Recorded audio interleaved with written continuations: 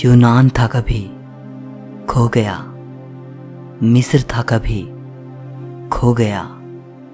Babylon था कभी, खो गया। कितनी सभ्यताएं आई और चली गई, लेकिन भारत, जिसकी परंपरा इतनी पुरानी होने के बावजूद भी आज भी अपना अस्तित्व बनाए हुए है। मार्क ट्वेन लिखते हैं, भारत मानव जाति का पालना है। ये वो स्थान है जहां मानव भाषा का जन्म हुआ। भारत की धरती मानव इतिहास की माँ है। ये महान गाथाओं की दादी है और परंपराओं की परदादी है। भारत मानव इतिहास की सबसे कीमती और सबसे रचनात्मक चीजों का खजाना रहा है। इस वीडियो में हम भारत के प्राचीन इतिहास से जुड़ी 7 इंटरेस्टिंग बातें जानेंगे। नंबर 1, आर्कियोलॉजिकल एविडेंसेस बताते हैं कि भारत का शहर वाराणसी दुनिया के सबसे प्राचीन बसाए गए शहरों में से एक है, जो आज भी अपने वजूद में है। इसे बनारस भी कहा जाता है और ऋग्वेद में इसे काशी कहा गया है। वैसे बनारस को कम से कम 3000 साल पुराना माना जाता है, लेकिन हिंदू मिथोलॉजी के अनुसार भगवान शिव ने 5000 साल पहले इस शहर की स्थापना की थी। और आपको जानकर हैरानी होगी कि जब 2500 साल पहले भगवान बुद्ध काशी आए थे, उस वक्त भी इसे द एंशिएंट सिटी कहा जाता था। हिंदू धर्म के 7 पवित्र स्थानों में से काशी को सबसे पवित्र माना जाता है। यहाँ तक कि जैन और बौद्ध धर्म में भी काशी एक बेहद पवित्र स्थान है। नंबर 2, तक्षशिला विश्वविद्यालय को दुनिया की सबसे पहली यूनिवर्सिटी माना जाता है। इसको ईसा से 700 साल पहले प्राचीन भारत के तक्षशिला शहर में स्थापित किया गया था। आजकल ये जगह पाकिस्तान में मौजूद है। तक्षशिला में विश्व भर के 10,500 से भी ज़्यादा स्टूडेंट्स पढ़ा करते थे। Science, math, medicine, politics, astrology, astronomy, music, religion और फिलॉसफी जैसे 60 से भी ज़्यादा विषय यहाँ पढ़ाए जाते थे। अलग अलग विषयों के स्कॉलर्स ने अपने अपने आश्रम यहाँ बना रखे थे। हमारे मशहूर इकोनॉमिस्ट और फिलोसोफर विष्णुगुप्त चाणक्य तक्षशिला में आचार्य थे। चाइनीज ट्रैवलर फाहियान जब 5वीं सदी की शुरुआत में भारत आए थे, तो उन्होंने तक्षशिला को भी विजिट किया था। अपनी राइटिंग्स में उन्होंने तक्षशिला का जिक्र भी किया है। 7वीं सदी ईसा पूर्व से लेकर 5वीं सदी तक भारत का ये महान विश्वविद्यालय अच्छी तरह फला फूला। 6ठी सदी आते आते विदेशी हमलावरों ने तक्षशिला को पूरी तरह से नष्ट कर दिया। नंबर 3, शिक्षा के मामले में आज भारत भले ही दुनिया के बहुत से देशों से पीछे हो, लेकिन एक समय था जब भारत की नालंदा यूनिवर्सिटी हायर एजुकेशन के लिए दुनिया का सबसे इम्पोर्टेंट सेंटर हुआ करती थी। नालंदा तक्षशिला से भी वेल ऑर्गेनाइज्ड यूनिवर्सिटी थी। कोरिया, जापान, चीन, तिब्बत, इंडोनेशिया, फारस और तुर्की जैसे देशों से स्टूडेंट्स यहाँ पढ़ने आते थे। नालंदा यूनिवर्सिटी का एंट्रेंस एग्ज़ाम बेहद मुश्किल होता था। चुनिंदा प्रतिभाशाली स्टूडेंट्स ही प्रवेश पा सकते थे। नालंदा के बारे में आज हमें जो ज़्यादा जानकारी मिलती है, वो famous Chinese travellers when Tsang और इत्सिंग की राइटिंग्स से मिलती है, जो 7वीं सेंचुरी में यहाँ आए थे। हुएन त्सांग ने अपनी भारत यात्रा के 2 साल नालंदा में बिताए थे। शुरुआत में वो एज अ स्टूडेंट यहाँ रहे, फिर बाद में उन्होंने यहाँ पढ़ाया भी। हुएन त्सांग लिखते हैं कि जब वो नालंदा आए थे, उस वक्त वहाँ 10,000 स्टूडेंट्स थे और 1510 आचार्य थे। ये अनुमान लगाया जाता है कि एक समय में हमारे ग्रेट मैथमेटिशियन आर्यभट्ट नालंदा के हेड थे। नालंदा में हजारों स्टूडेंट्स और स्कॉलर्स के अध्ययन के लिए एक विशाल लाइब्रेरी थी। इस लाइब्रेरी में 3 लाख से भी ज़्यादा किताबें थी। 12वीं सदी के अंत में तुर्की हमलावर बख्तियार खिलजी ने नालंदा को जलाकर पूरी तरह नष्ट कर दिया। किसी ज़माने में नालंदा एक भव्य यूनिवर्सिटी हुआ करती थी। आजकल बस उसके खंडहर ही शेष बचे हैं।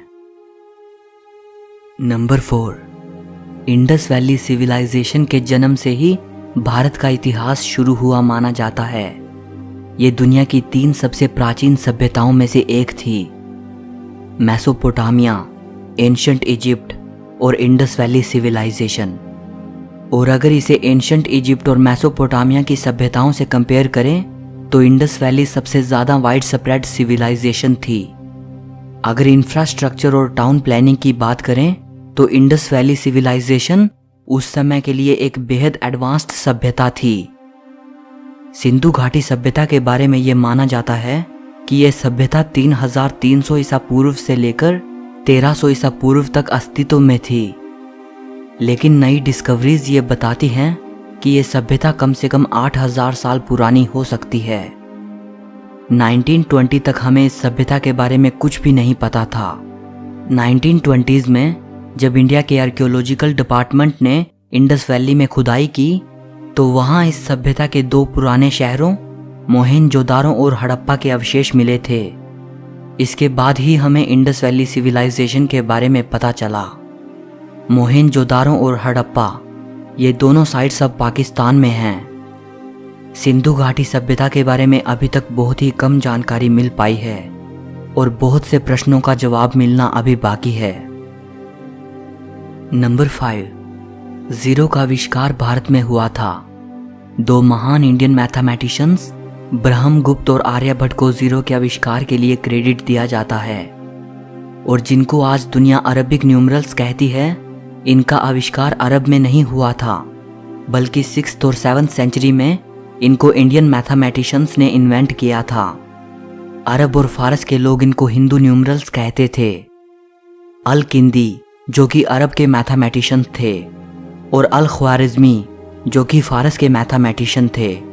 इन दोनों की राइटिंग्स के जरिए ही ये भारतीय न्यूमरल सिस्टम यूरोप तक पहुंचा था और इसीलिए बाद में यूरोपियंस इनको अरबिक न्यूमरल्स कहने लगे थे। आइंस्टाइन लिखते हैं, हम भारतीयों के बेहद ऋणी हैं जिन्होंने हमें गिनती करना सिखाया, जिसके बिना कोई भी सार्थक वैज्ञानिक खोज नहीं की जा सकती थी। नंबर 6, सर्जरीज कितनी मुश्किल होती हैं और अगर आप एक ऐसे ज़माने में हो जब स्कैल्पल का आविष्कार ही नहीं हुआ था तब तो इसकी कल्पना भी नहीं की जा सकती। आज से 2600 साल पहले एक एंशिएंट इंडियन फिजिशियन सुश्रुत बेहद कॉम्प्लेक्स सर्जरीज किया करते थे, जैसे cataract, kidney stones, artificial limbs, rectifying fractures और इवन प्लास्टिक सर्जरी। सुश्रुत को पहला व्यक्ति माना जाता है जिसने इंसानों पर सबसे पहले मेडिकल सर्जरी परफॉर्म की, इसीलिए इनको फादर ऑफ सर्जरी भी कहा जाता है। सुश्रुत ने शल्य चिकित्सा पर एक संस्कृत ग्रंथ लिखा था जिसे सुश्रुत संहिता कहा जाता है।